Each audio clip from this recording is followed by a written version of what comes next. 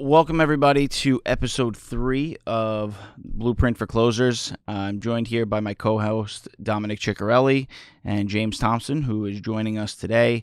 So the essence of why we started this podcast and what it's really based on is building a real estate team. What does it take? Who do you need on board? What asset classes? How you should finance deals, and so on and so forth. There's so many different ways we're going to go with this. But part of that, and one of the most important, is legal representation. And James is here to open with us today and teach us something about that. Thanks, Rob. Thanks, Dom. Obviously, I've worked with both of you guys for quite some time, and I appreciate you having me on. Thanks for coming, man.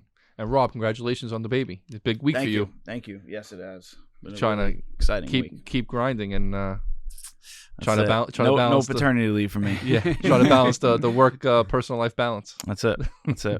So Jimmy, we know you a long time. Thank you for coming on. It's I know you at least 10 years. I definitely consider you a specialist in the real estate law industry. Tell us a little bit about your life, how you got into law, where you grew up, and how you got to where you are now. Sure. So I guess I always I listen to these podcasts and stuff myself, and as soon as people start telling their background, I tune out because I'm like, I came to hear about our real estate, not about this guy. So I'll keep the beginning part brief if it works for you, and sort of just get into practicing law. So in this industry, it's a funny industry. A lot of people have had the passion for it since as long as they can remember, and I can't say that I'm one of them. I came out of college right after 9/11 when the job market was very funky, and thought about, do I go for an MBA? Came out without a ton of direction and took a bit of an unintentional gap year to figure out what I wanted to do. And a friend of mine, actually two good friends from college, were in law school. And, hey, why don't you take the LSAT? And I took it, and among everything else I was thinking about, thankfully did well on it, and said to myself, hey, this getting a law degree can open you up to a lot of things. Let's see what's going on. And went and ended up going to St. John's. And sort of in the vein of the law being a broad scope, I decided I want to do a bunch of internships. I want to check out some different areas and see what I like, and started out at the district attorney's office. As a lot of people do, I thought criminal might be interesting. I mean, the stories are extremely interesting. So one of the first things I did was write a memo to oppose parole for somebody who had actually raped a young child and thrown her off the roof of a building. And, my God. The parole got denied, and it felt great to be a part of that. But after a few months, I felt that and I think this is for both sides of criminal law, that you're advocating for a position you may not believe in. So while that memo felt great, there's other stuff you're working on, maybe trying to build a criminal case. I don't know. So didn't think it was for me. Took an internship with a judge, another brief period, and then the last was with a law office at the time, Russo, Scammodella, and D'Amato. Still one of the longest existing on Staten Island. And then Bobby Scammodella, John D'Amato, at the time, Guy Molinari, former borough president, very close with Mayor Bloomberg. Obviously a different era in New York City. And I loved the team and the energy there, and they needed some help in the real estate department, and that's sort of what led me to where I am now. Did I hear you say earlier you took a gap year? Took a gap year. Guys like us. Unintentional gap year. Guys like us don't take. Did you go to Europe to find yourself? I did not. I was at the Richmond County Clerk working my college job for about a month, and I was like, what the heck am I doing? Time to figure something out. So yeah. I love to hear your parents' face when you said, I'm taking off for a year. Yeah. my father's face was pretty much, just what I spent all this money for. You should go on the fire department like I did. So, exactly. That's great. So you have your own company now? Yes. Own firm. Okay. Yes. So I practiced I'm 15 years in. I'm at this point 16 years, and for the first 14ish, I was at the office I mentioned before, Russo, Scammodella, and D'Amato, then Scammodella, Gervasi, Thompson, and Casagrande, and now Scammodella, Gervasi, and Casagrande. That was a heck of a mouthful. A lot of names. So we went intern, associate, and then ultimately partner over there. And then a couple years ago, just around the point of turning 40, decided I'd like to take my shot now or never at doing my own thing and open Thompson Law. And where we are in the course of just over 2 years is there are 3 attorneys there, 1 paralegal, One of my attorneys does some house closings, then also backs me up in my practice areas, which are primarily investment real estate and business law. We also have an attorney who handles our wills, trusts, and estates. We find that our practice areas go together. We stick to those, and that's what I do. What parts of the business did you realize early on was not for you, or something that really didn't pique your interest? So I would say that as far as practice areas, when I first started, I did a little bit of estates and estate planning, which I actually didn't mind. I did a little bit of litigation, which I did not like. Some people are built for the adversarial nature of let's butt heads every day. And on top of that, there's a lot of legal research, a lot of writing that goes into it, which is not really something that I particularly enjoy. I enjoy working on a team, trying to make a deal happen. I gravitated more towards the real estate, and Perfect. to this day I still do. Yeah, I mean, listen, this podcast, the foundation to it is how to create the best team. And I'm sure you have your own perspective on, when someone comes to you to buy a deal, you advise them, I'm sure initially on 3 or 4 or 5 things that they have to do. I'm assuming team is one of them. Mm-hmm. So I would say that to me is the most important aspect really of any deal is the team involved. I remember from when I first started at the first law office I worked at, Bobby Scamandello, who was overseeing the real estate at that time, would get a deal sheet, and the first thing he'd look at, not the property address, not the property type, who's the other attorney. And early on, I didn't really understand that, but as time went on, I realized I'm doing that, and I started to understand why. So you have, of course, in any transaction, the team on your own side, which maybe you have some control over, the team on the other side, which you don't. But as far as the team on your side, if I'm advising somebody, that's one of the first things that I look at, and when possible, recommend the people that we work with, that we trust, that we're fluid with. Obviously, I work with both of you a lot in your positions, but it's whether you're starting out or whether you're evolving as an investor. And I think anybody would say that that's really probably the most important thing. You're not going to be able to do it on your own. No matter what your position is, you have to be able to rely on other people if you're going to grow. I think that in my role as the closing attorney, once it gets to legal, which is a long road before that I'm sure Rob can speak about in much more detail, and at times Dom, you as well. Once it gets to legal, I think that a good transactional attorney is the quarterback. I mean, at this point, you're overseeing it 100%. When do you keep things moving forward? Right. When do you stay out of the way? And when to bring people in? And in my position, really, I'm no specialist. I mean, I'm overseeing the contract. There are certain things that certainly I have a decent amount of experience in and can help. But one of my most important things is issue spotting. I mean, when do you need possibly an architect? When do you need a land use attorney? When maybe you need a tax attorney? Look at the deal, and in all honesty, notice that, hey, this deal came with a person attached, to maybe a broker, maybe the client's mortgage person is one of their best friends who's just not that great, and acknowledge that this person is going to be a bit of an obstacle, somebody we have to work around and sort of figure out how the whole picture comes together to accomplish the client's ultimate goal, which is usually to close the deal. Yeah. Right. Interesting. Yeah, I mean, the two biggest places that I see deals die are obviously financing, and then legal is by far the second. I mean, if not the first. I mean, so my business, mostly investment sales, retail leasing.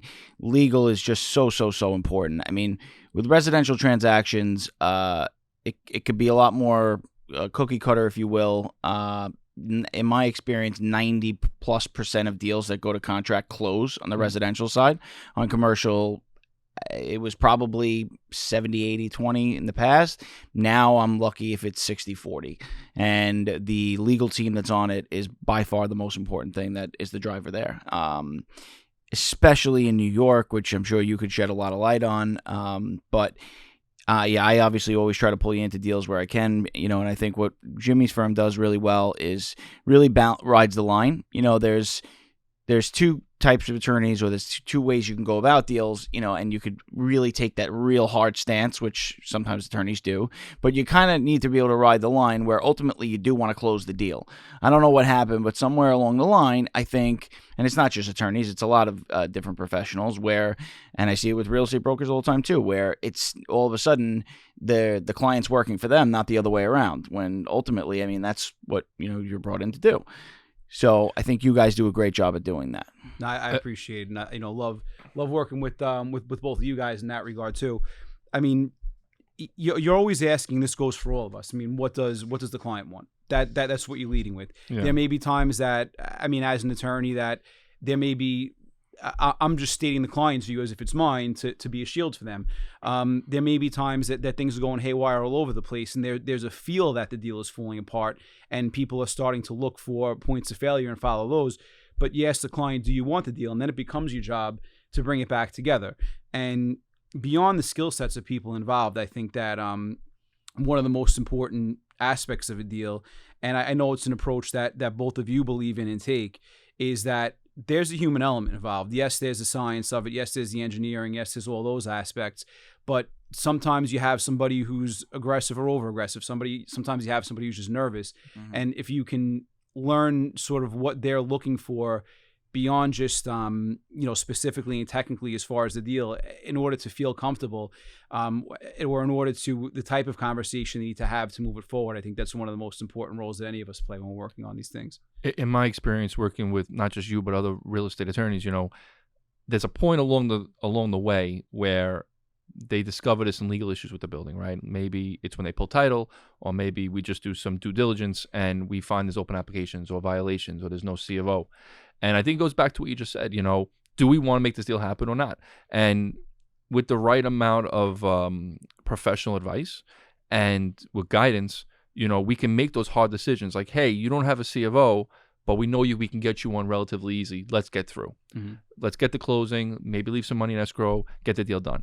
Or maybe there's some cases where it's just too hairy. There's too many violations. The building was neglected for way too long. We're only finding it now at rounding third. Let's hit the eject button and let's just get out of there. And how many times have you and I had a conversation like that on a deal, whether for a client or for you, where it's, all right, there's a problem. Do we lock in on there's a problem and run? No. What's the solution? Okay, if the problem turns out, maybe we're not certain how it will work out, but sort of what's the worst case scenario? Yeah. Maybe it's still not bad enough that it's worth walking away on the deal. Maybe you take the risk.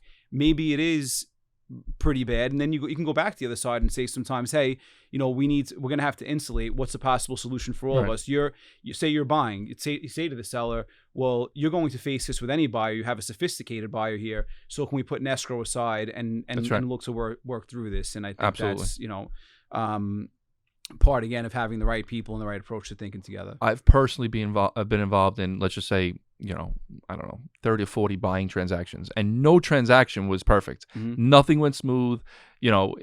Finding structural issues with a building, or it could be a sidewalk violation. Mm-hmm. Nothing will go smooth. And I think people that are new to the game coming in here, I tried to bring my brother in to the real estate investment world and building a portfolio.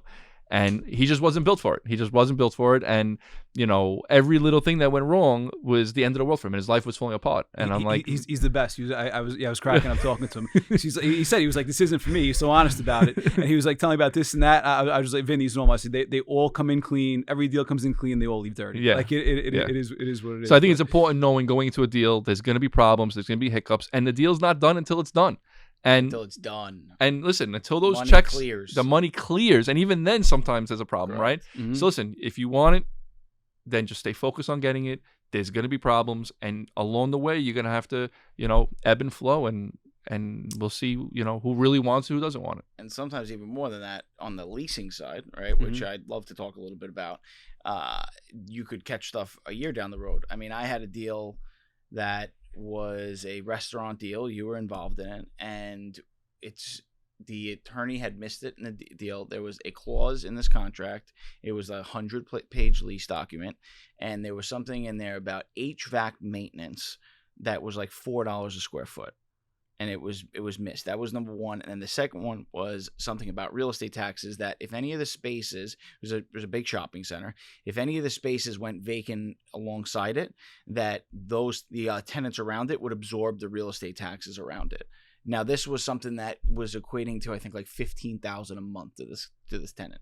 So, I mean, there are major things that if they get missed, I mean, they could be devastating. 100%. And I know that there are some attorneys, I don't necessarily blame them, that much prefer closing a sale or purchase and not doing commercial leases, because with the sale and purchase, for the most part, you're in it for your 3, 4, 5, 6 month window, and then you're out.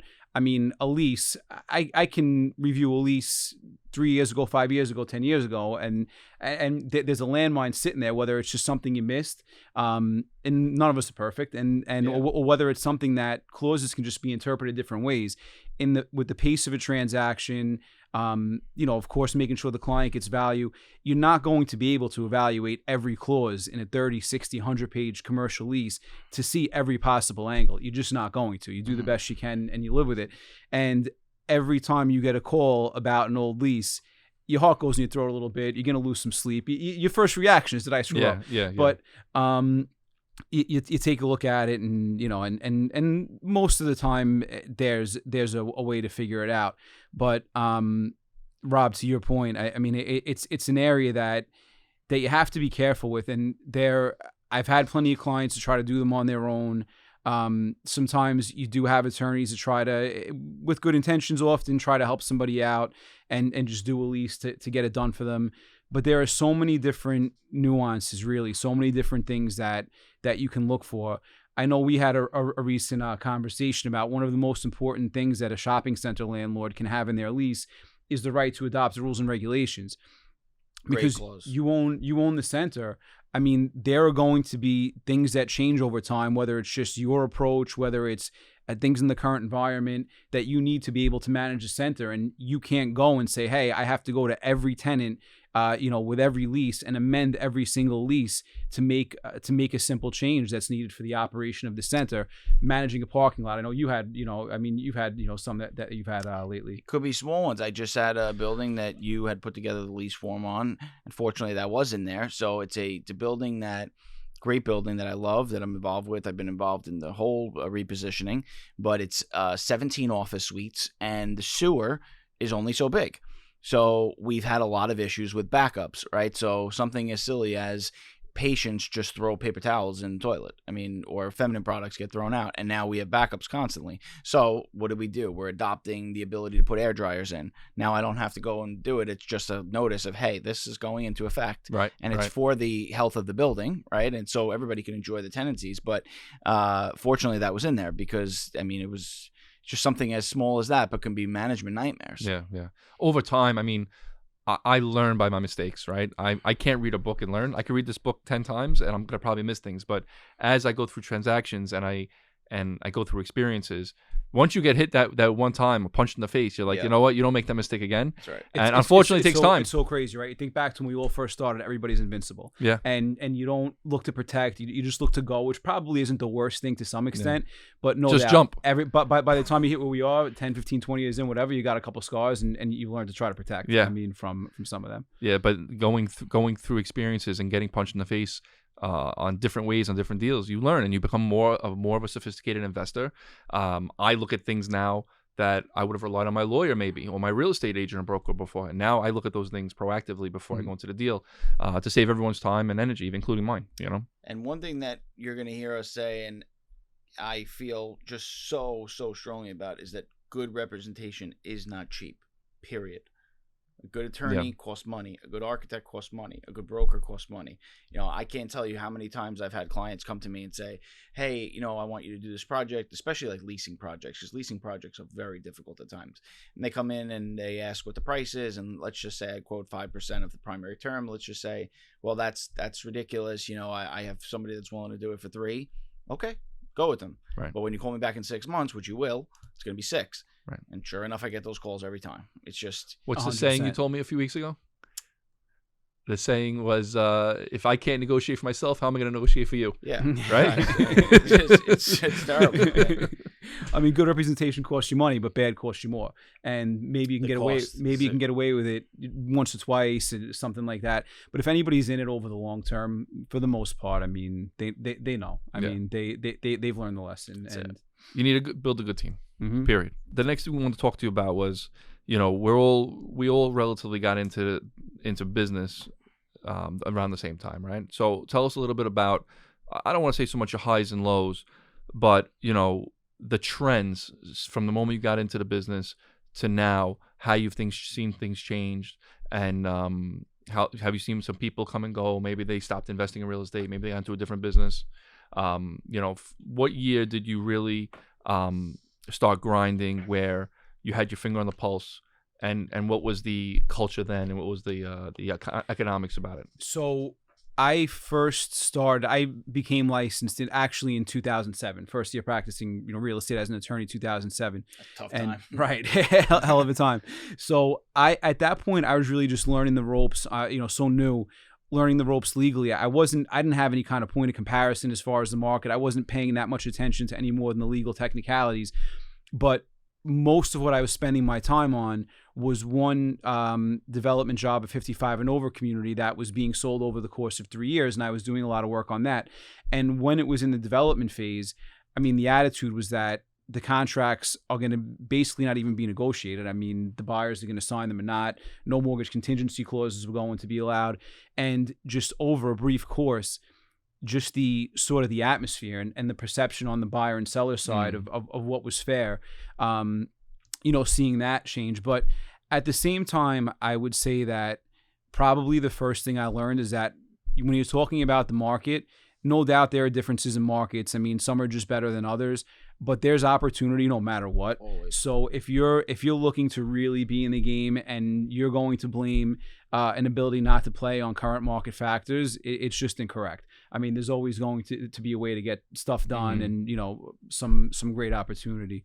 But I think the biggest, I would say, market shift or high-low thing that I've experienced, and I'm sure I know you guys have as well. I've worked with both of you and thought with both of you on it, is just the change in New York City real estate specifically over the course of our careers. I mean, if the bureaucracy is just out of control. It's crazy, and in so many different ways. I mean, I know the niche that you and your investment team had. I mean, even at, in a time when New York City was as hot as far as the real estate market, just taking properties that a lot of other people wouldn't take and looking for them and finding ways to make them work, and and building a system that fights through the bureaucracy. And now you look at what's there now, and I mean, just so many people are not. It's always a point of frustration, but now it's actually a point of action where people are saying, "I'm not dealing with it anymore. Yeah. It's not worth it." Yeah, the rent stabilization, rent control, DHCR reports. I mean, you own a multifamily in New York City. I mean, the scrutiny you're under is just unbelievable. Forget about the annual boiler inspections and the bed bug reports and lead inspections and asbestos inspections. Yeah, it's impossible to run the business, follow all the protocols you're supposed to, and then now they want to freeze your rents. And you can't even earn more each year, but yet they're putting more requirements on you each year to maintain that shouting building. from the mountaintop, we're coming for more. Yeah. Not we're going to try to figure this out. Commercial rent control is probably on its way too. Mm-hmm. But I mean, we used to joke, like James and I used to talk, and we'd say, "Oh, like nobody's ever said the words, oh, I wish I never bought that piece of real estate in New York 10 years ago or 20 years ago." No one's ever really said that until maybe now, because some of these, for example, that's a good one. If you're a multifamily owner and you bought it in the last 5 years, like you might have a major problem depending on what your business plan was. Yeah. But hey, that's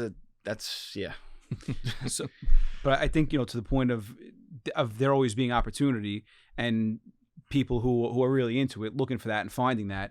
I mean, we've all also seen some of the opportunity from as far as the shift to more people looking out of state and into different markets, whereas maybe investors in the past were would speak and look and think about out of market, but now are actually going there.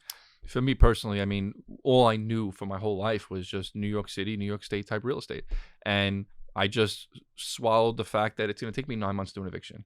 And I accepted the fact that I have to do annual lead reports and asbestos reports and boiler reports and gas inspections and bed bug reports.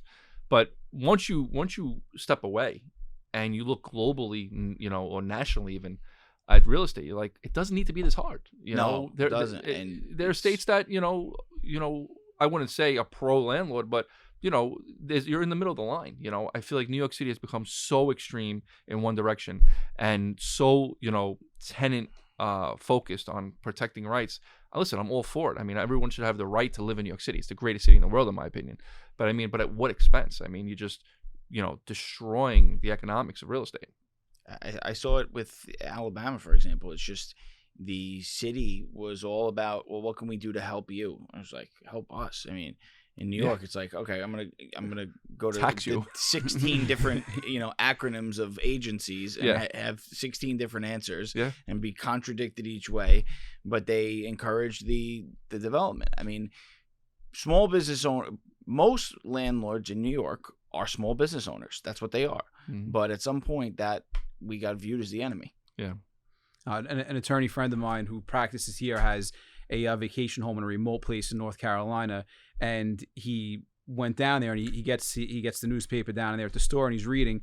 And if you are a landlord whose tenant hasn't paid rent after, I believe it was a 3-day notice, it was a very short time, you're allowed to go with your gun protected in a certain way and tell the tenant he has to leave. So it was an elderly man, maybe in his 80s, went, and the tenant was younger, and the man mispositioned his gun. So the tenant called the cops. In New York, God knows what happens to you. It said in North Carolina, the cops brought him to the station, bought him a sandwich to calm him down, the landlord, and then went and got the tenant out of there. So not quite New York City, but it's amazing the different regulations and just the impact that has on your ability to do business. And like Rob said, there aren't exceptions in New York for someone who owns just a few properties. I mean, someone who's worked their whole life for 1-2 family, in a lot of circumstances, are being treated the same as somebody who maybe can absorb a couple of evictions because they have a ton of units. So I mean, the impact on the property value, the impact on maybe your ability to keep your property. I mean, there has to be a thought that there wasn't before about why stay here. What's really the upside? 20 years ago, when I started buying real estate and I had to do an eviction, it cost me maybe, a couple $100, less than $1,000 by all means. Now an eviction costs you $2,000-$3,000. You're talking just legal fees. Yeah, and now, just a lawyer. Now on top of that, the lost rent. I mean, that's right. And at some point along the eviction, they tell me you have to stop. Even if they give you the rent, you have to not deposit. You have to give it back to them. Because now if you're taking the rent, you're accepting the tenant, and the eviction becomes null and void. And then in 2019, it got extended from, I believe it was, we don't do the residential landlord tenant. I believe it was 6 months for maximum to get out, up to 12 months, and just so many other things that. And again, that's just the start. That's right. Then the COVID, the court backlog. I mean, forget it. Yeah. So when we analyze an eviction now, it's substantial losses. So you have to really, is it worth dealing with this tenant who's not paying, or maybe destroying your property or causing chaos in a building, which in my opinion is probably the worst of them all, because now you're disrupting all the other tenants. Right. Or, $15,000, $20,000 loss, it could be, maybe more, between lawyer fees and rent loss and disrupting the building. And, maybe there's a few arrests along the way because if there's criminal activity going on. Very difficult, very difficult. So on top of the legalities, eviction rules or whatever they may be, in any given place, when you're looking in other places to invest, what else are you looking at? I mean, obviously, I guess infrastructure, population growth. What are some of the things that you guys as investors would think about? Investing out of state? Mm-hmm. So you want to invest in a state, in my opinion, or a neighborhood or a city where there are certain infrastructures, right? Maybe it's a Whole Foods, or maybe there's some big box stores going there. Those big box stores already do their due diligence before they open up. So if they've agreed and decide to open up there, they see something in the future growth, economic growth. So I like to invest in areas that are landlord friendly. Maybe buy an asset that's being poorly managed that I can manage better. And an area that's going to be seeing uptick in the economy in the local township that's going on jobs, population growth. Yeah, maybe there's a college, things like that. Yeah. So speaking of, not to go back, but what you were just talking about before, I have a client that just got This is one of the most twisted things I've ever seen. So he lives in a building. It's a multifamily, right? And he lives in one of the units. Now, he has a tenant that just stopped paying the rent, really became an issue, had gotten a fight with their significant other that resulted in violence, and they had to get the cops called and this and that. So he had approached them about leaving because it was causing major chaos to the building, like you said. The tenant filed a restraining order on him and said that he was harassing her. He got actually arrested now twice, and now he's not allowed to enter his own building. Unbelievable. He can't go in his own building. And I know the guy. He didn't do, I really truly don't believe at all that he did anything wrong. Yeah. And it's just like one of the most twisted things I've ever seen. Yeah. No, it's nuts. For the brief period that I did residential landlord tenant, and there's a million stories like this. I had a client who owns, I believe it was two families, sweetheart of a guy, owned his business and, American dream, and looked to have a couple of investment properties, and that was it. And had a really, really difficult, bad, non-paying, aggressive tenant who was in the property. And technically, the two family was supposed to be registered with HPD, and it wasn't. And HPD was able to fine, I believe, $500 per day for not being registered, and you can't commence an eviction. And he went down to court, and there was an HPD attorney that showed up. The tenant hadn't been paying their utility bills, which were their responsibility. HPD attorney says, I can have the ability to fine you huge amount of money.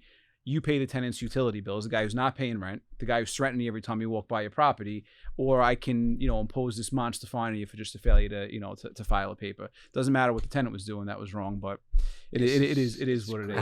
I had a building, SRO, single room occupancy, and on the ground level there was this very large kitchen, a kitchen that was a size of a living room, right?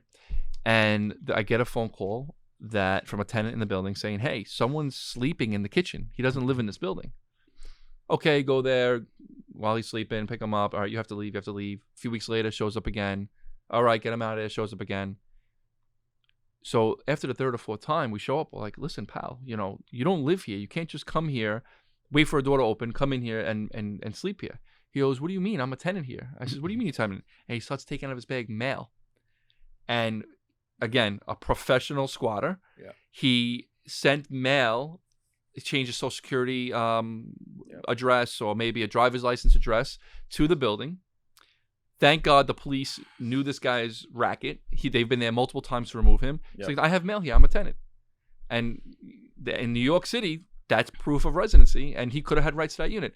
Thank God, for whatever means happened, he never came back again, and maybe we scared him after the fourth or fifth time, but it became a serious problem for me, right? It would have been, now he has to stay, hire an eviction attorney, and this guy would have just caused chaos in the building. No, there's no doubt. Mark Piazza is a good friend of mine. He does residential landlord tenant, and he goes, "This guy's I evicted 4 times. By the time you get down the road, you walk in. Hey, Mark. Hey, John. How are you? Let's get back to it." But I mean, it's just they do it for their lives. It's really unbelievable. But listen, the system is broke. New York City, New York State. We just have to get it back together. There's got to be more balance. I'm not saying the landlord needs to have all the rights, but there's no question the tenants have all the power in New York City these days, and right. And it just we need a new structure of balance and things put into perspective. So, some of your big clients, right, repeat guys, where are you seeing them invest? There actually is a lot of attention down to Florida, whereas I felt for a long time people would think about it. People are moving down there. Looking down, I mean, the Carolinas, they a lot get of Jersey attention. too, I imagine. Jersey's funny. I know. So I feel like Jersey's following New York City. That's I think what too far behind. That's what I think the concern is that yes, some movement to Jersey. There was more. I saw more movement to Jersey among my client base pre-COVID, where maybe some more people were moving out to Jersey. They wanted to have some properties near where they lived, or were just looking to maybe get a little bit, have other options outside of New York. But I do think there's a feeling that, hey, if I'm moving my money from New York, am I really moving away from the problems that are in New York in New Jersey? Or, maybe am I just kicking the can down the road to deal with similar problems in Jersey, not that far after, for the reason you said. So I was expecting that to be the initial next step, which would be selfishly great for me. I mean, outside of New York, I do, the most work in New Jersey, but I have not seen that be the case. A lot of people that have said New York, not anymore, put their eyes in New Jersey, maybe not, and start to look past that and see what their other options are, whether it's investing themselves in properties further down south, or more and more often looking to get into deals as limited partners, Syndication deals, deals. syndication deals, exactly, and just take that step. So now, Thompson Law, where do you draw the line, or where do you practice? Where are you licensed to practice? Where do you practice in general? So I am licensed in New York and New Jersey, so we can handle all aspects of transactions in those states, and we have experience certainly in both of them. As far as any other states, we're not licensed. If you are general counsel to a company, you may be able to give them, to look over some things and do some work for them in other states in that capacity.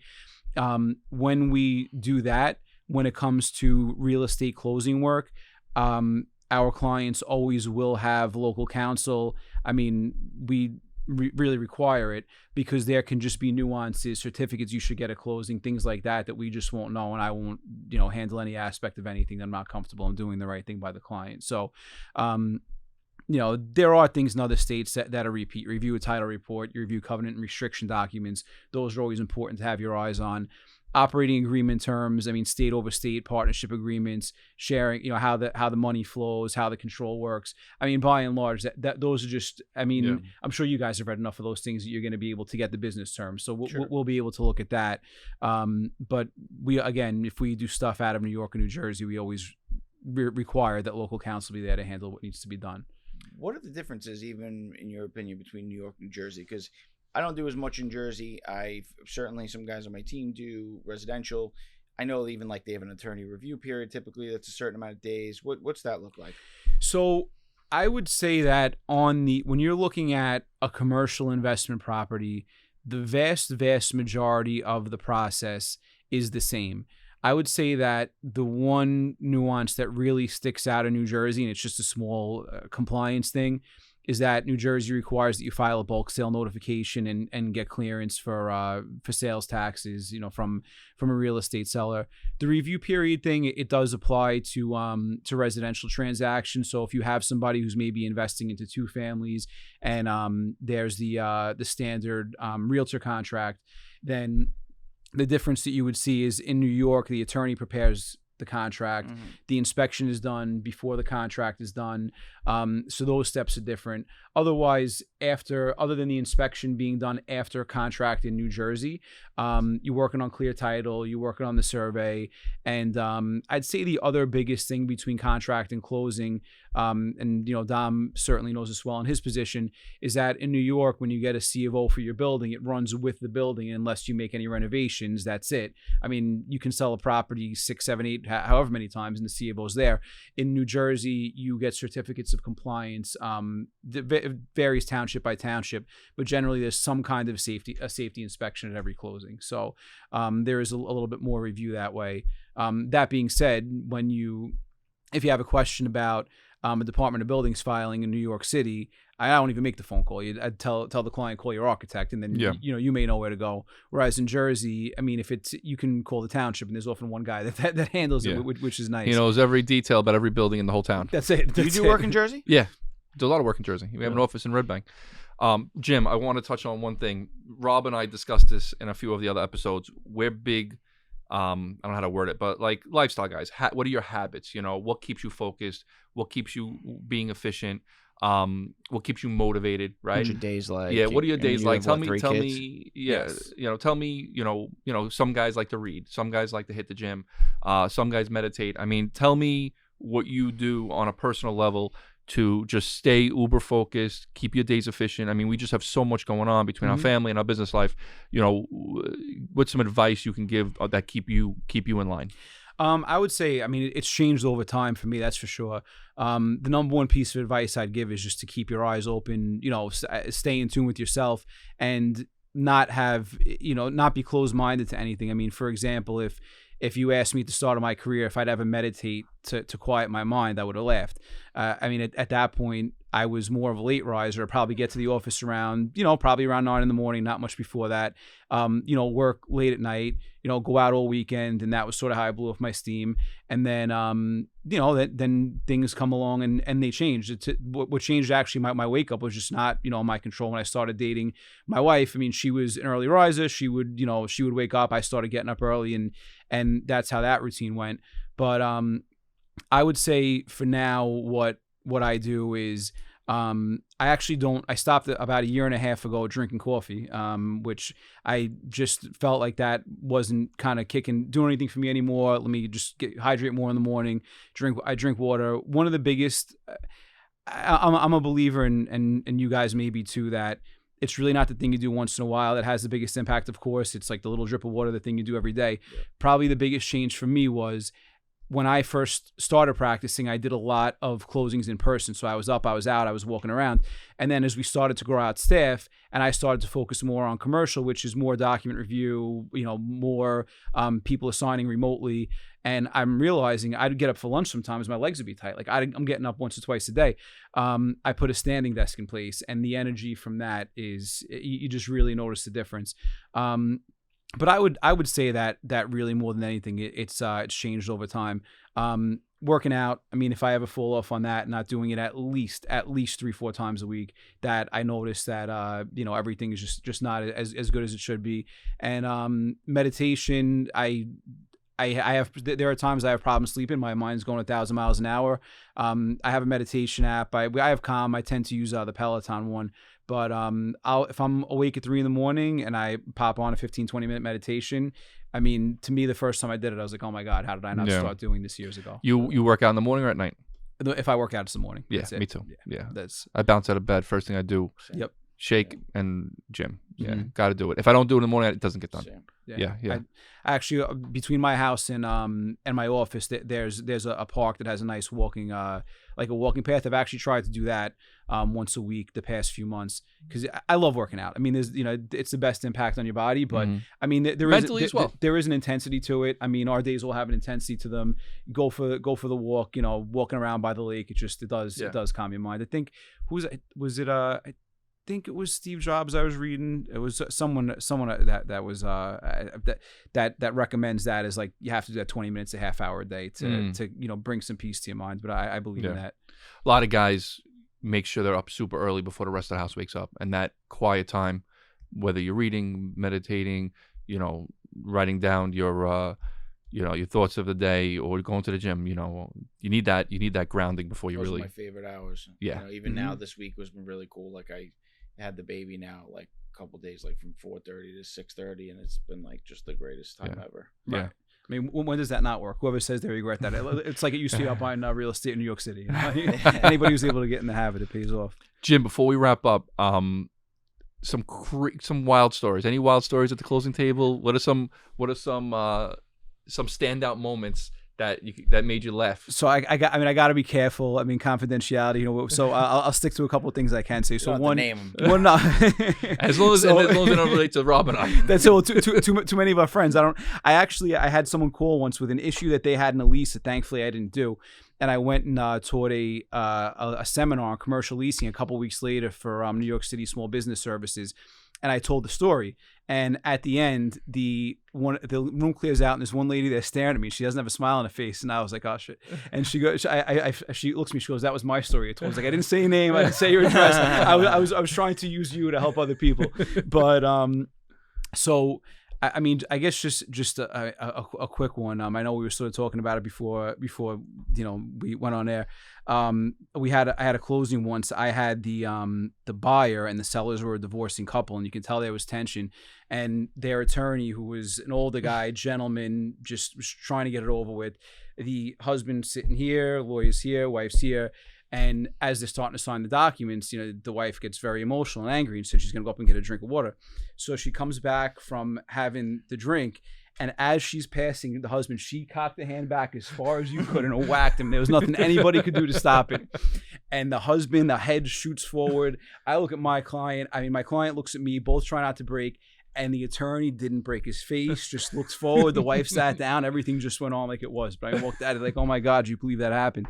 But I think from a legal side, when I started 2006, when I started as an intern at my first office, there was a file that had been open since 2003 at that time. And it was 3 apartment buildings in Brooklyn. Old Italian couple bought them. Never did any estate planning, never did any business planning. So, obviously you got to do that. We'll do a little pitch for that stuff.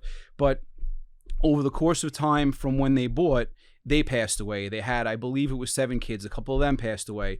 There were a couple of, deed transfers in the meantime that, passed down. So this property was ultimately owned. The family decided we have to put this up for sale. So there was a rundown of how many people owned it at that point, and they identified that through the family tree, the desk of deeds, 26 people owned it. Wow. So this is family. The people that were involved didn't even know everybody, didn't know how to hunt them down. So 2006, I first become involved, and it's sort of sitting there. It's lingering. No one from the family's taking the lead. Finally, one lady says, all right, I'm going to do it. So she's going out. She's getting affidavits. She's hunting people down and getting death certificates, powers of attorney over to sell them, and, working on it. And we get to, it was 2011 at this point. So this is 8 years from when the contract was signed. The investor stayed in the deal. The family's still trying to push it through. And there was one deed into an attorney that they, from the 1970s, that they just couldn't, they thought they were going to be able to hunt the guy down, couldn't find him.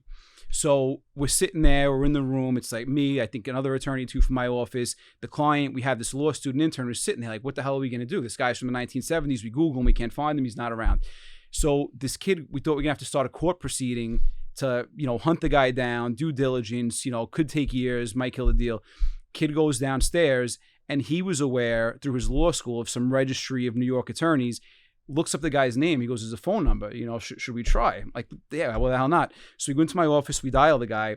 I mentioned, do you remember this property in Brooklyn? And, mention the client's name who deeded it to him.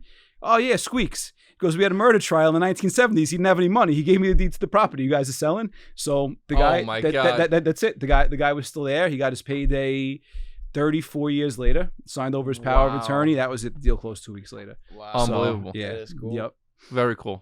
All right, so, Jim. Nice to get that one So done. just lastly, as far as your firm, right? Main reasons why, or what's a good client for you? Somebody, whether perfect it's referral. The estates, perfect referral. There you go. So I'd say the perfect client for us is who I've clicked with the most over the years is people who have a primary business and tend to do real estate secondary.